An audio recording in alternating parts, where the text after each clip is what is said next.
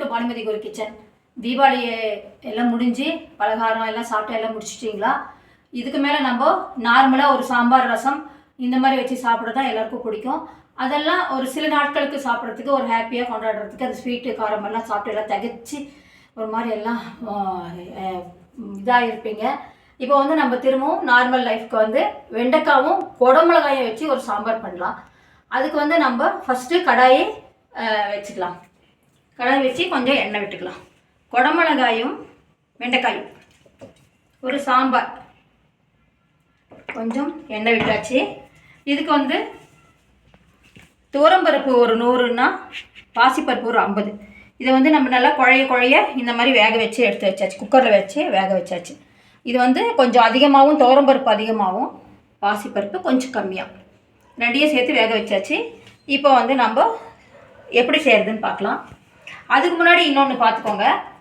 வெண்டைக்காயை நல்லா ஒரு 1/4 கிலோ வெண்டைக்காயை இந்த மாதிரி நெருக்கி வச்சுருக்கேன். இது மாதிரி அதே மாதிரி பாருங்க, வெண்டைக்காயை இப்படி நெருக்கி வச்சாச்சு. குடமிளகாய் இந்த மாதிரி ஒன்றை வந்து இங்கே வந்து கட் பண்ணி வச்சுருக்கேன். இதில் தான் நம்ம முதல்ல செஞ்சுக்க வேண்டியது. இப்போ நம்ம செய்ய ஸ்டார்ட் பண்ணலாம். எண்ணெய் கொஞ்சம் விட்டாச்சு.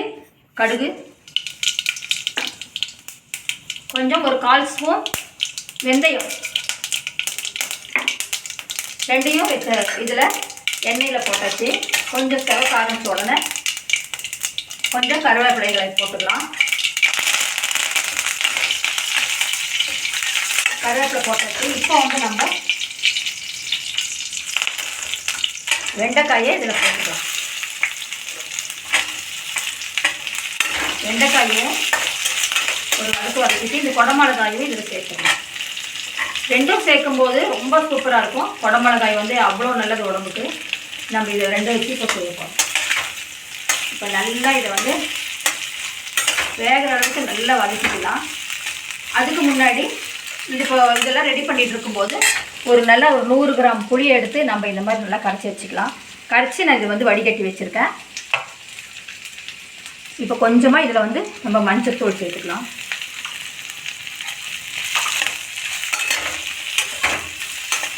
மஞ்சள்தூள் சேர்த்துட்டு இது வதக்கிட்டு இருக்கும்போது பெருங்காயம் நல்லா ஒரு 1/2 ஸ்பூன் இதில் வந்து பெருங்காய பொடியை சேர்த்துக்கலாம். பெருங்காய பொடியை இதில் சேர்த்துக்கலாம். நல்லா கமகமான்னு இருக்கும். பெருங்காய பொடி இதில் சேர்த்தாச்சு. நல்லா சூப்பரான வாசனை இங்கே பெருங்காயத்தூள்.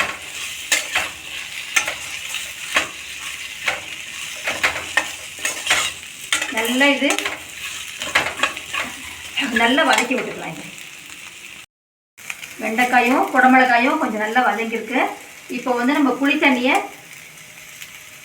1 கப் தண்ணி விட்டு நல்லா இந்த மாதிரி புளி தண்ணியை சேர்த்துட்டு என்னதான் வதங்கியிருந்தால் கூட வெண்டைக்காய் வந்து புளி தண்ணியில் வேகும்போது ரொம்ப நல்லாயிருக்கும். சீக்கிரமாகவும் வெந்துடும். இப்போ அனலை கொஞ்சம் அதிகமாக படுத்தி இப்போ இதுக்கு தேவையான உப்பு சேர்த்துடலாம். இப்போ வந்து இந்த புளித்தண்ணியிலேயே இந்த வெண்டைக்காய் வந்து நல்லா வேகட்டும். இது வந்து உப்பு வந்து சேர்த்துடலாம். எவ்வளோ உப்பு வேணுமோ அவ்வளோ சேர்த்துடலாம். இந்த ரெசிபிக்கு தேவையான உப்பு இதில் சேர்த்தாச்சு. சேர்த்துட்டு நல்லா வேக விட்டுலாம். இப்போது 2-3 நிமிஷம் நல்லா கொதித்து புளித்தண்ணியும் கொதித்து பச்சை வாசனை போகட்டும். காயும் அதே மாதிரி நல்லா வேகட்டும். இது வெந்த அப்புறம் தான் நம்ம இதுக்கு சாம்பார் பொடி சேர்க்க போகிறோம். நல்லா வேகட்டும் இது ஃபஸ்ட்டு. இப்போ புளித்தண்ணி நல்லா ஒரு பச்சை வாசனை போக கொதிச்சாச்சு. வெண்டைக்காவும் நல்லா வெந்தாச்சு. இப்போ நம்ம சாம்பார் பொடியை இதில் சேர்க்கலாம். ஒரு 1.5 ஸ்பூன். நம்ம நம்ம வீட்டில் எப்படி செஞ்சுருக்குறோமோ அதை பொறுத்து உங்களுக்கு தெரிஞ்சிருக்கும். காரம் கம்மியாகவும் காரம் ஜாஸ்தியாகவும் சில பேர் வீட்டில் இருக்கும். நான் வந்து இதுக்கு ஒரு 2 டீஸ்பூன் காரப்பொடி சேர்க்குறேன்.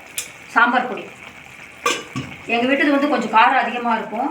அதனால் சேர்த்துட்டு நல்லா வந்து சாம்பார் பொடியில் நல்லா கரைஞ்சி புளித்தண்ணியோட நல்லா சேரட்டும். அப்படியே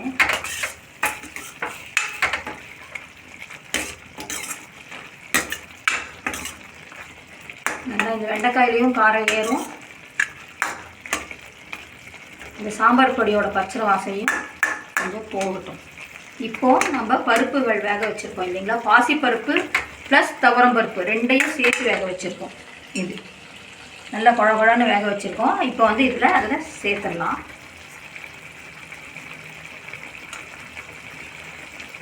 ஒரு 100 கிராம் துவரம்பருப்பு, ஒரு 50 கிராம் பாசிப்பருப்பு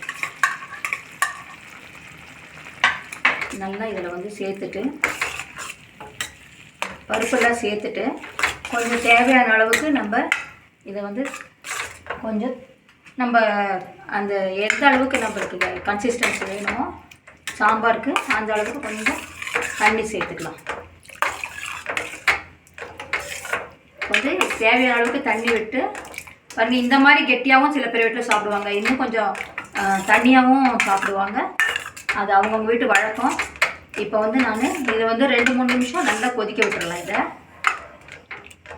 வந்து குழம்பு நல்லா கொதிச்சாச்சு.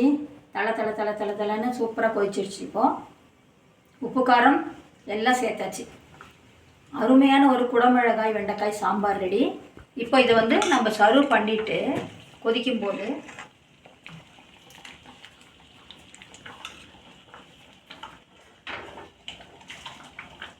இதில் பாருங்கள் சேர்க்குறேன். இதில் ஒரு சூப்பரான பாசிப்பருப்பும் வெண்டைக்காயும் சேர்த்த சாம்பார் ரெடி ஆயிடுச்சு. இது வந்து ஒரு தனி டேஸ்ட்டாக இருக்கும். இது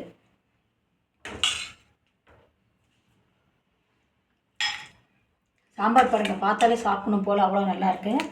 இப்போ வந்து நம்ம இதுக்கு வந்து லாஸ்ட்டில் வந்து கொஞ்சம் கொத்தமல்லி தழை சேர்க்கலாம். இதில் பாருங்கள், ஒரு சின்ன கப்பு பாசிப்பருப்பும் ஒரு கொஞ்சமாக துவரம்பருப்பு போட்டாலே எவ்வளோ பேர், ஒரு 5 பேர் சாப்பிட்லாம். அந்த அளவுக்கு சாம்பார் ரெடியாக இருக்குது. வெண்டைக்காய் சாம்பார் வந்து தனி டேஸ்ட்டாக இருக்கும் எப்போவுமே. அதோட குடமிளகாய் சேர்க்கும்போது இன்னும் கொஞ்சம் டேஸ்ட். கொத்தமல்லி லாஸ்ட்டாக கொத்தமல்லி இதில் தூவி நம்ம சாப்பிட்லாம். ரெடி ஆச்சுங்களா வெண்டைக்காயும் குடமிளகாயும் சேர்ந்த ஒரு சாம்பார். கண்டிப்பாக நீங்கள்லாம் ஃபுல் வீடியோவை பார்த்தீங்கன்னா தான் அது நெக்ஸ்ட் எது சேர்த்தா ஒரு டேஸ்ட் வருன்றது ஒரு இது இருக்குது. ஏன்னா நம்ம எப்படி வேணால் எது வேணால் சேர்க்கணுன்றது கிடையாது. அதுக்கு அடுத்து நெக்ஸ்ட் எது சேர்த்தாலும் அப்போ தான் அதோட டேஸ்ட் வந்து நம்மளுக்கு எந்த அளவுக்கு வேணுமோ அந்த அளவுக்கு கிடைக்கும். இது வந்து சூப்பரான ஒரு நல்ல ஒரு வாசனைங்க. கம்மன்ற வெண்டைக்காய் சாம்பார் வந்து ரொம்ப சூப்பரான ஒரு இங்கேயே இருக்கிறதுனால அவ்வளோ நல்லா இருக்குது. சாம்பாரோட வாசனை அவ்வளோ நல்லாயிருக்கு. கண்டிப்பாக சாம்பார் அப்படின்றது பிடிச்சவங்களுக்கு கண்டிப்பாக இது பிடிக்கும். அவ்வளோ டேஸ்ட்டு வெண்டைக்காய் சாம்பார். கண்டிப்பாக இதை வந்து நீங்களும் செஞ்சு பாருங்கள். அதாவது வீடியோ லைக் பண்ணுங்கள், ஹைப் பண்ணால் தான் எனக்கு வந்து கொஞ்சமான சப்போர்ட் பண்ண மாதிரி இருக்கும். எனக்கு அதில் ஒரு பர்சன்டேஜ் கிடைக்கும். அதனால எனக்கு கண்டிப்பாக நீங்கள் வந்து ஹைப் அப்படின்ற ஒரு ஆப்ஷனை அமுத்துங்க.